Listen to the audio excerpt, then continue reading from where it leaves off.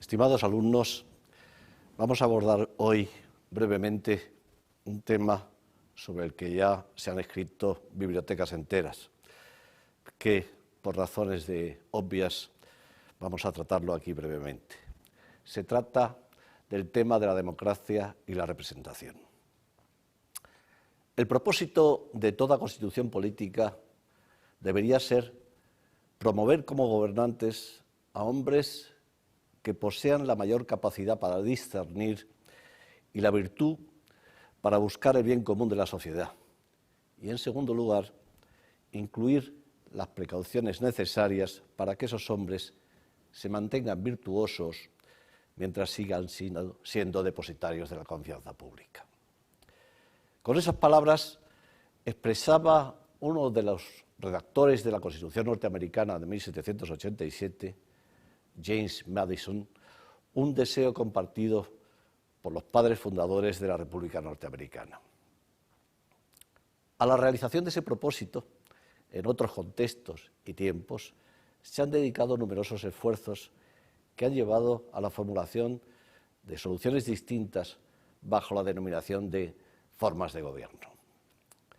De entre ellas, de entre las formas de gobierno, adquirió predicamento en Europa y en Estados Unidos desde finales del siglo XVIII la fórmula del gobierno representativo. Tal es así que llegó a ser considerada como la mejor y a convertirse en la forma de gobierno dominante en la tradición política occidental. Como escribió John Stuart Mill, hemos llegado a la conclusión de que el único gobierno que puede satisfacer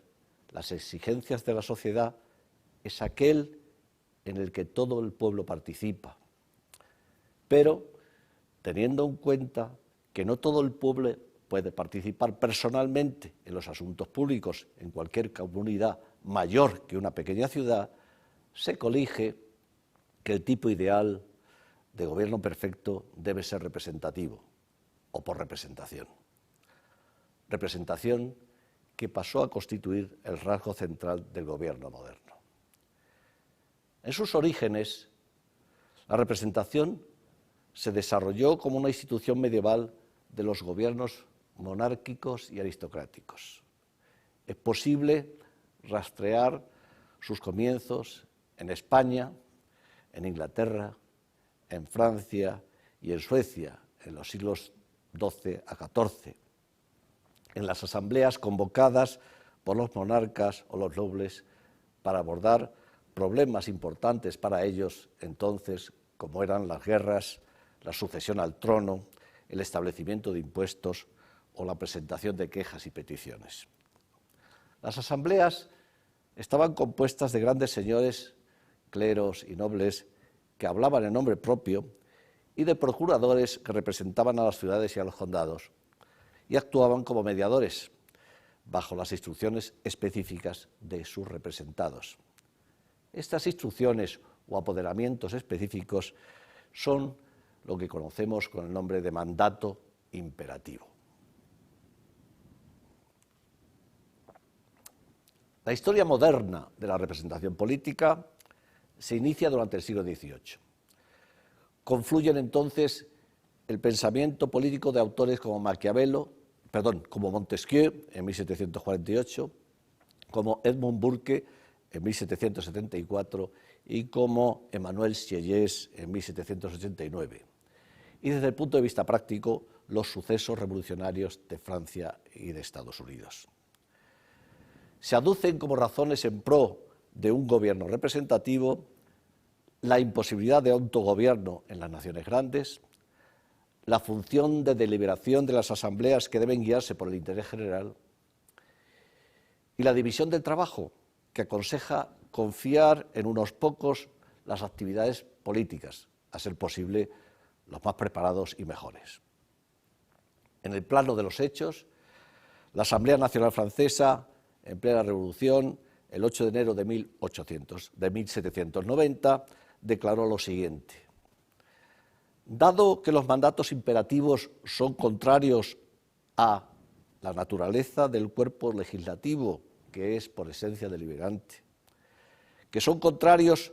a la libertad de los sufragios de la que cada uno de los miembros debe gozar en aras del interés general, que son contrarios al carácter de sus miembros, que no son representantes del departamento que les ha enviado, sino representantes de la nación, y en fin, que son contrarios a la necesidad de la subordinación política de los diferentes sectores de la nación al cuerpo de la nación entera, ninguna asamblea de electores podrá insertar en el acta de la elección ni redactar por separado mandato imperativo alguno. No podrá encargar, concluía, a los representantes que haya nombrado instrucción o mandato particular.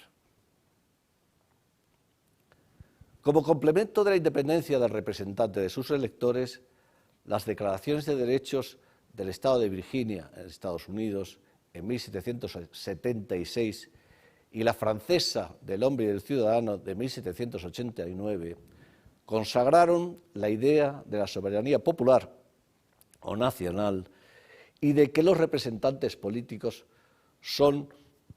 los agentes del pueblo o de la nación. Se produjo así, desde entonces, la unión de la representación y la democracia. Esta constitucionalización del mandato representativo y del reconocimiento de la soberanía nacional es un fenómeno que se generaliza después en toda Europa y paulatinamente a lo largo de todo el siglo XIX y parte del XX. En España, la Constitución de Cádiz de 1812 estableció que la soberanía reside esencialmente en la nación, artículo 3, y en cuanto al mandato, dispuso el otorgamiento a los diputados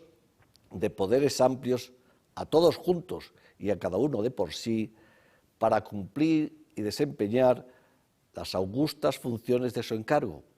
y para que, como representantes de la nación española, pudieran acordar y resolver cuanto entendieren conducente al bien general de aquella. Artículo 100. En fin, el artículo 27 dispuso que las Cortes son la reunión de todos los diputados que representan a la nación, nombrados por los ciudadanos. Con posterioridad, otros países siguieron el ejemplo español: Bélgica, Italia, Prusia, Suecia, Austria, Alemania, Suiza, Holanda y Dinamarca, por citar algunos. La introducción del mecanismo de la representación supuso la superación de las dificultades que hacían impracticable la democracia, más allá de las comunidades pequeñas. Esas dificultades eran fundamentalmente tres. Una, el número de los ciudadanos. La segunda, la dimensión de la comunidad que debería gobernarse. Y la tercera, la complejidad e intensidad de la dirección y orientación política de la sociedad para ser desempeñadas por la totalidad de sus miembros adultos y capaces. Bastaba que unos representantes las realizasen en su nombre. Lo que sucedió después no fue ni más ni menos que una ampliación progresiva de la representatividad de las asambleas mediante la extensión del derecho al sufragio a cada vez sectores más amplios de la población. El proceso de conquista del sufragio activo y del pasivo duró más de un siglo y todavía hoy podríamos decir que no ha culminado. La propiedad privada, el dinero, la instrucción, el sexo, el color, la lengua, la clase social, la raza, la religión y otros requisitos han restringido el derecho al voto durante más de 150 años. Mucho tiempo, teniendo en cuenta que, a la postre, buena parte del poder político no lo ostentan hoy ya las asambleas legislativas o parlamentos. La extensión del derecho al voto, contemporánea del crecimiento demográfico de la población, se tradujo en un aumento notable del cuerpo electoral y de las divisiones y conflictos propios de su heterogeneidad y en la formación de grupos y asociaciones de ideologías distintas. Surgieron así, como medio de expresión de todos ellos, organizaciones que los aglutinaban y a las que un electorado cada vez más masivo veía como representantes de sus aspiraciones y demandas de todo tipo, económicas, sociales, políticas. Eran los partidos políticos, en principio denominados facciones y despreciados por la parcialidad de sus miras. Eran los partidos políticos que se constituyeron en los transmisores de aquellas aspiraciones a las instituciones de gobierno y en los verdaderos representantes del cuerpo electoral. El origen de los partidos, en efecto, se encuentra en la ampliación del cuerpo electoral, que determinó el nacimiento de organizaciones capaces de estructurar las diversas opciones políticas y de articular su representación en el seno de las asambleas legislativas. Lo que en principio fueron comités electorales o simples asociaciones constituidas por algunos de los miembros de las cámaras parlamentarias pasaron a ser agrupaciones de ciudadanos que concurrían a las elecciones y, finalmente, organizaciones creadas para dirigir la opinión pública y conquistar el poder político. La implantación del derecho al voto, sin matices, sin distingos, sin obstáculos, para todas las personas adultas capaces, vino a coincidir en algunos países con el reconocimiento expreso de los partidos políticos mediante su legalización o incluso constitucionalización. En la práctica, eso significó que las asociaciones de naturaleza privada que otrora nacieron en la sociedad para llevar sus demandas al Estado y representarla en esta, es decir, los partidos políticos, adquirieron la condición de entes auxiliares del Estado y comenzaron a desempeñar funciones como el establecimiento de normas reguladoras de las elecciones, sobre el sufragio, la duración del mandato, el establecimiento de circunscripciones, el tipo de representación, las fórmulas de recuento, etc. De ahí a la unión entre los órganos de los partidos y los órganos estatales solo había un paso. El siguiente y definitivo fue la fusión, o podríamos decir la confusión entre unos y otros y la consiguiente integración de los partidos políticos en el Estado. Cuando esto sucedió, comenzó a hablarse de Estado de partidos y las consecuencias lógicas. En el ámbito de la representación política, la democracia introdujo un cambio en la posición del diputado respecto al carácter libre o imperativo de su mandato, ya que siendo elegido por su inclusión en las listas que elaboran los partidos y no por sus condiciones personales o méritos, perdió de alguna manera la legitimidad última para seguir una conducta divergente de la del partido y de los grupos parlamentarios, con lo cual no solo se justificaba su sumisión a los votos de estos, sino que el mandato libre propio del gobierno representativo resultaba opuesto a la moderna democracia de partidos. A mayor abundamiento, ello sucedía en contra de la literalidad de los textos legales que prohibían y prohíben todavía hoy que los partidos o los grupos parlamentarios puedan privar o priven al representante de su mandato y, por lo tanto, de su libertad de criterio y de voto. Para decirlo en pocas palabras, la propia dinámica democrática condujo a la reintroducción de un mandato que es de facto imperativo y, por ende, a la pérdida del valor del representante, cuya autonomía y libertad quedan sometidas al partido en el que milita, que se erige en realidad en el verdadero representante. En la actualidad, ni el mandato imperativo de la época del sufragio restringido, ni el mandato representativo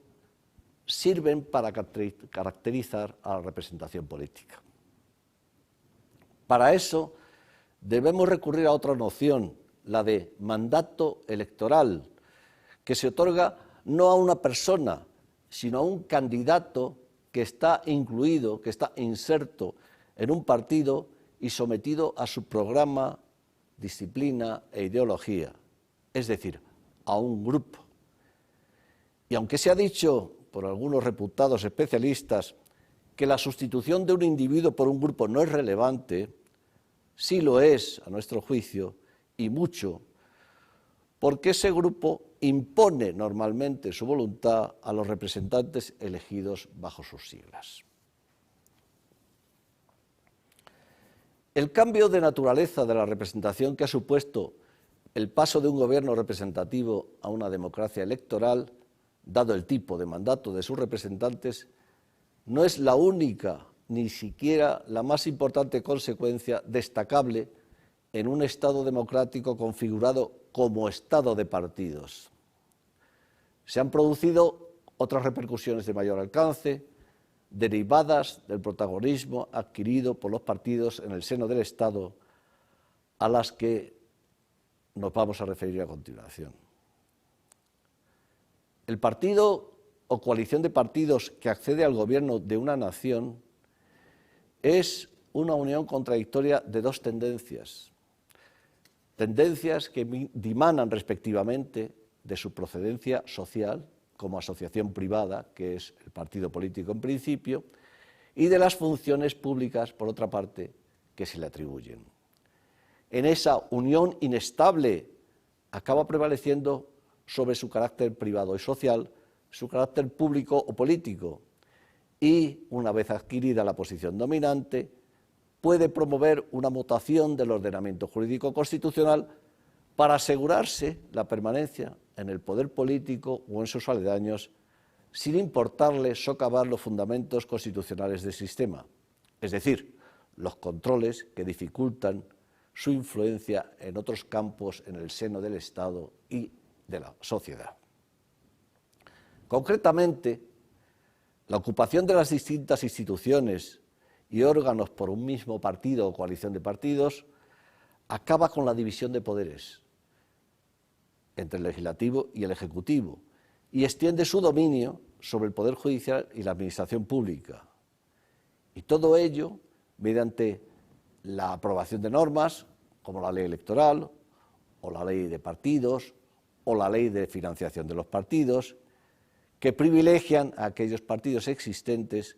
e impiden el acceso de nuevos partidos. Y las normas que regulan otros órganos estatales o paraestatales y los servicios públicos, convirtiendo en definitiva a la dedicación a la política en una profesión magníficamente retribuida. El desarrollo de la lógica partidista en España ha llevado en efecto a acabar con la división de poderes, poniendo fin incluso a la independencia del Poder Judicial, precisamente a través del control del órgano que debería garantizar su autogobierno. Nos referimos al Consejo General del Poder Judicial. Los puestos se reparten en proporción a las fuerzas que los partidos mayoritarios tienen en el Parlamento, de forma tal que la opinión pública puede conocer anticipadamente el sentido de cualquier decisión que se adopta en el Consejo General del Poder Judicial, teniendo en cuenta simplemente la alineación política de cada uno de los vocales. Y algo similar ocurre con el nombramiento de todos los cargos políticos importantes en la Administración de Justicia y los del Tribunal Constitucional, del Defensor del Pueblo, del Consejo de Estado, del Tribunal de Cuentas y de todos los que dirigen las denominadas autoridades administrativas supuestamente independientes, es decir, y aquí enumero no de manera exhaustiva, la Comisión Nacional del Mercado de Valores, la Comisión Nacional de la Energía, la Comisión Nacional del Mercado de las Telecomunicaciones, la Agencia de Protección de Datos, el Banco de España, etc. Para colmo, la mayoría de las comunidades autónomas, en el caso español, han duplicado esas entidades dentro de sus respectivas competencias y han reproducido el mismo procedimiento de reparto seguido por el Estado. La partidocracia imperante es el resultado previsible del funcionamiento de cualquier sistema democrático en una sociedad de masas. El problema es que la concentración del poder político en el partido o partidos gobernantes ha afectado al proceso democrático en todas sus fases. La inicial, de formación de la voluntad popular,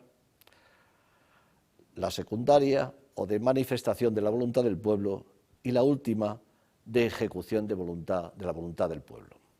La primera, es decir, la de formación de la voluntad popular, porque es objeto de continua manipulación mediante el control directo o indirecto de los medios de comunicación por los poderes públicos, sancionado paradójicamente por el artículo 23 de la Constitución. La segunda, de manifestación de voluntad del pueblo, porque aunque todos tenemos derecho al voto, no todos los votos tienen el mismo valor,